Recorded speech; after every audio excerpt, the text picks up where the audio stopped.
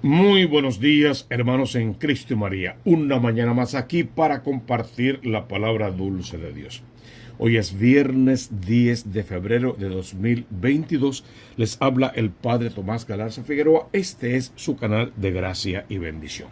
En esta mañana santa nos ponemos en las manos de Dios y le suplicamos que allí nos guarde y nos bendiga, que nos perdone de todas nuestras culpas y pecados, que nos libre de la tentación y nos dé la fuerza que nos hace falta para poder aceptar bien nuestra vida, mejorarla cada día pareciéndonos cada vez más a Jesús y tratando por todos los canales de que el don del discernimiento nos ayude a saber bien qué es el bien, qué es el mal, a elegir siempre lo bueno y eligiendo lo bueno alcanzar todos los días un poco más el reino de los cielos.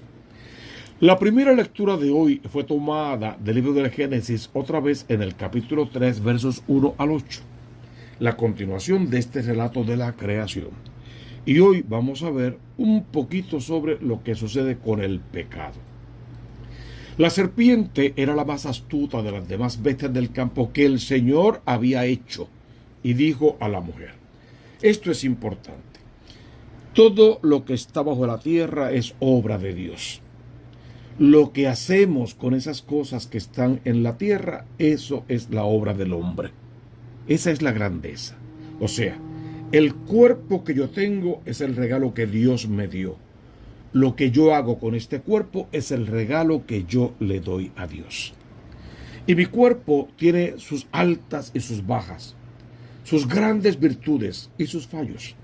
Yo tengo que decidir a cuál de esos voy a alimentar más. Si a mis virtudes para parecerme cada vez más a Jesús, o a mis defectos en mi pecado para apartarme cada vez más de Dios. Esta idea de que la serpiente, que es un animal astuto, que ahora representa al demonio, las fuerzas del mal, esta idea de que la serpiente va a la mujer solo significa que el demonio siempre te va a atacar y siempre te va a atacar por allí, por donde esté tu mayor debilidad. Esto porque siempre se pensó, aunque yo no estoy de acuerdo, que la mujer era el sexo débil, o por lo menos la parte más débil de la relación. No es cierto, pero así fue como se vio siempre, y por eso aprovechamos la imagen. El demonio siempre te va a atacar, siempre, y lo va a hacer por allí, por donde te considere más débil, más vulnerable, más lejos de Dios. Por lo tanto, el demonio, que es el padre de la mentira, va a la parte débil del hombre con mentiras. Mira la primera mentira que la serpiente le dice a la mujer: con que Dios te ha dicho que no comas de ningún árbol del jardín. Eso es mentira. La serpiente va con una gran mentira. La mujer la enfrenta con la verdad, pero el demonio no se queda quieto. No, eso no es cierto. Yo puedo comer de todos los frutos de los árboles del jardín, pero del fruto del árbol que está en mitad del jardín nos ha dicho: no comas de él ni lo toques, de lo contrario morirás. Y ya la serpiente astuta tiene a la mujer donde la quiere, en ese árbol, en esa tentación, en esa idea fija. Ya la mujer no está viendo el jardín, ni la bondad del jardín, ni todo lo bueno que encierra ese jardín. Solo está en un árbol del jardín, y por cierto, uno que le está prohibido. Y por alguna razón, aquello que nos prohíben nos es más apetitoso. La serpiente lleva a la mujer donde la quiere. El demonio todos los días trata de colocarnos en el camino en el que nos quiere, para que sea un camino que nos aleja de Dios, nos aparta de Dios. Cuando la mujer responde con la verdad, el demonio que miente, lo que hace es que cambia la verdad, que daña la verdad, que prostituye la verdad, y ahora va a vender una mentira como si fuera una verdad. No morirán, es que Dios sabe que el día en que coman de él, se les abrirán los ojos y serán como dioses con el conocimiento del bien y del mal. ¿Qué hace el demonio? Quiere hacerle creer al hombre que con solo comer del fruto de un árbol puede ser un dios. Le despierta toda la curiosidad. Lo pone en un camino realmente difícil, porque ¿a quién no le gustaría ser un pequeño o gran Dios? La serpiente no solo miente, la serpiente no cambia la mentira por la verdad, y la serpiente no solo insiste, sino que presenta un panorama ideal, aunque no sea cierto. Entonces la mujer se dio cuenta de que el árbol era bueno de comer, atrayente a los ojos, deseable para lograr inteligencia. Ese árbol tenía todas las propiedades que según el demonio la llevarían a ser como un gran Dios. Pero olvidó que también tiene todas las propiedades que según Dios, que es el autor de la vida, la llevaría a la muerte.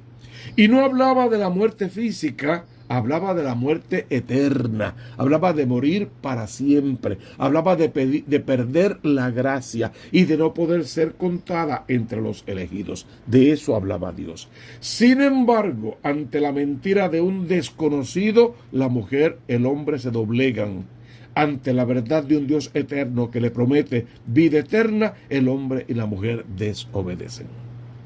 Estamos realmente ante esta nueva generación que se engaña y se deja engañar, que es herida y hiere, que miente y se cree sus mentiras, que en una falsa idea creen que son pequeños dioses y que pueden vivir sin Dios, y apartándose cada vez más de Dios, construyendo un mundo sin Dios, cada vez son más infelices y tienen que llenar su infelicidad con cosas pasajeras.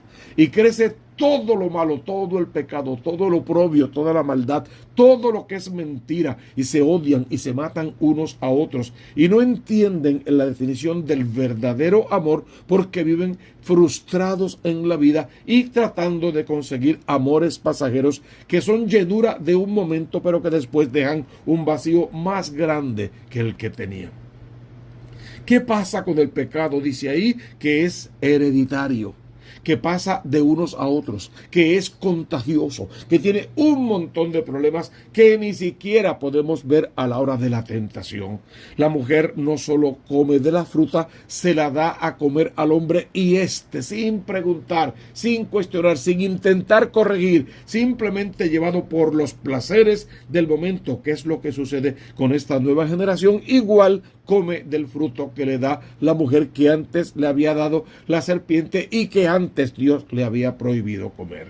La cadena del pecado solo quiere que nos apartemos de Dios, que no escuchemos la voz de Dios, y cuando escuchemos esa voz, que tengamos una reacción contraria a lo que Dios quiere de nosotros.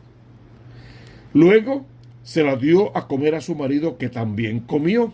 Se les abrieron los ojos a los dos y descubrieron que estaban desnudos. Ahí añade todo tipo de concupiscencia, de pecado de la carne, que son los pecados que más nos conducen hacia la miseria humana. Que el sexo bien entendido es un gran regalo de Dios, una gran bendición, un aporte a la humanidad. El sexo mal entendido siempre es camino de perdición, de enfermedades, y añádele, tú sabes mucho más del tema.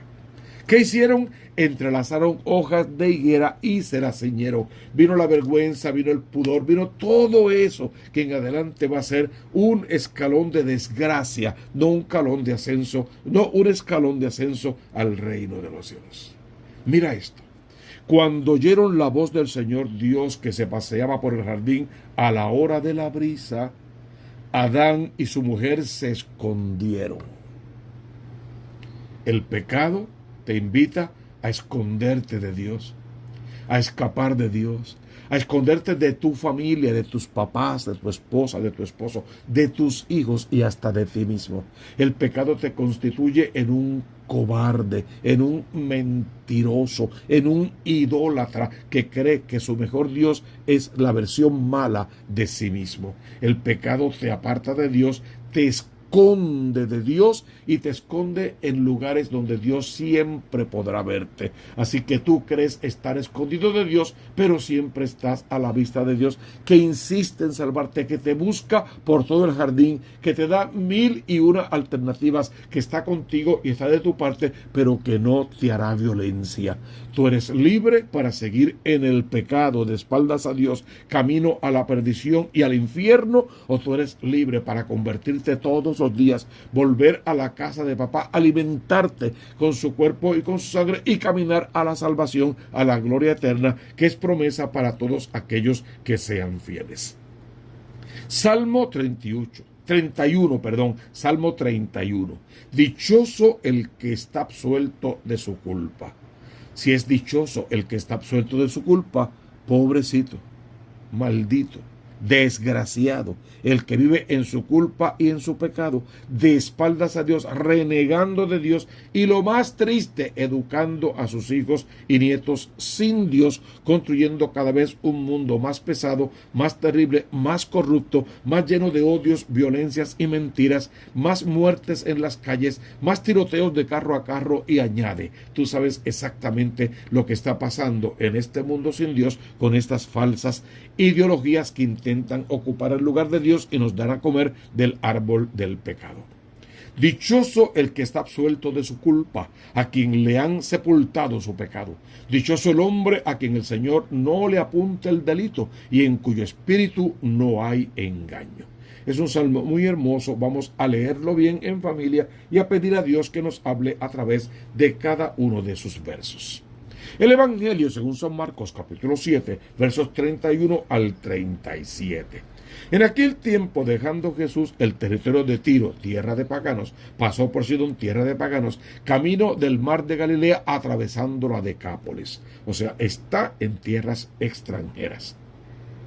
Allí le presentaron a un zurdo que encima también no podía hablar y le pidieron que le impusiera la mano, que lo sanara. Fue en fin de cuentas lo que le pidieron.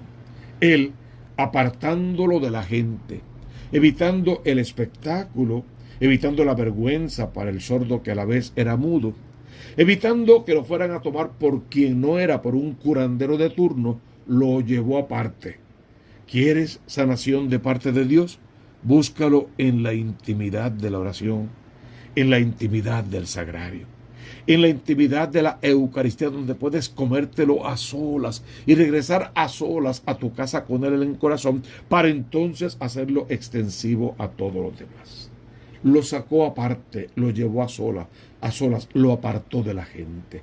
Le metió los dedos en los oídos y con la saliva le tocó la lengua. El famoso efetá, el famoso ábrete, que ahora es doble, es con la palabra y es con la acción, porque Jesús lo que te está pidiendo es escucha la palabra de Dios, no seas sordo al llamado de Dios, para que puedas poner en práctica el mandato de Dios, salvarte y salvar a otros. Lo saca aparte, lo toca, tiene contacto íntimo con él, le mete el dedo en el oído, le señala el lugar del problema, le toca la lengua con su saliva, comparte su soplo, su savia, su beso espiritual, y entonces tras esas acciones de Dios viene la acción en el sordo, que a la vez es mudo y comienza a escuchar y comienza a hablar. Y yo siempre supongo que se le suelta la traba de la lengua, habla correctamente y alaba y bendice al Dios que vive. Él les mandó que no lo dijeran a nadie. O sea, todo mundo se da cuenta de lo que sucedió, aunque Dios lo hace en la intimidad, no hay nada oculto que no llegue a saberse. Pero cuanto más él le mandaba que no lo hicieran, con más insistencia era proclamado por ellos. Y en el colmo del estupor, del asombro, decían: todo lo hace bien. Claro que sí, exactamente igual que lo que hemos leído en la primera lectura. Y vio Dios que era bueno. Todo lo hace bien, hace oír a los sordos, hace hablar a los mudos. Hace que este mundo, nuestros hijos, si la primera lectura se parecía a nuestros hijos, la segunda todavía más, hijos y nietos, sordos y mudos, cerrados a la palabra de Dios, a la participación de la fe, cerrados. Basta con que cualquiera los invite para que salgan con sus historias, con sus ideas, con sus insultos, declarando que todo mundo son fanáticos, que están anclados en 40 siglos atrás, insultando de toda forma y manera a Dios, a la iglesia, a sus ministros y a sus padres y hermanos cuando los invitan a participar de la obra redentora y misericordiosa de Dios. Es un pueblo que está sordo a la palabra de Dios, pero escucha cualquier pariguayo que se le presente y le hable de cualquier tontería que suene bien.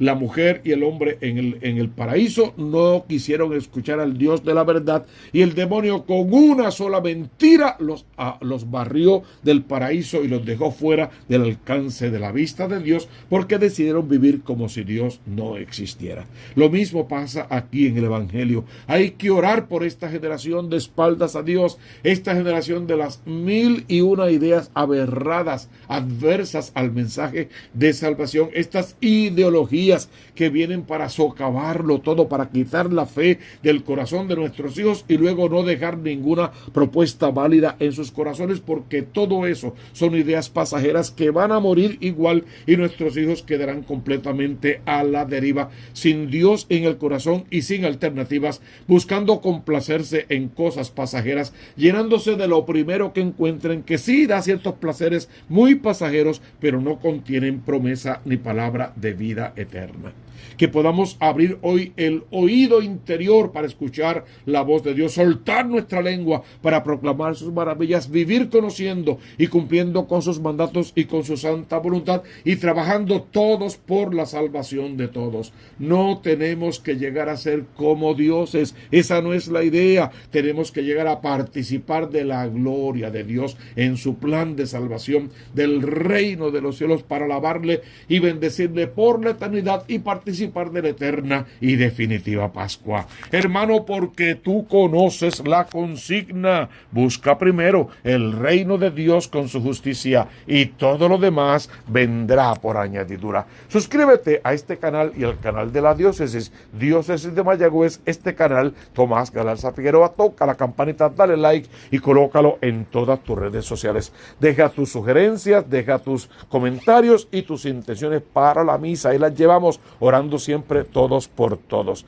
Y ahora, de momento, simplemente abre el corazón al Redentor y recibe la bendición de lo alto, en el nombre del Padre y del Hijo y del Espíritu Santo. Amén, amén y amén.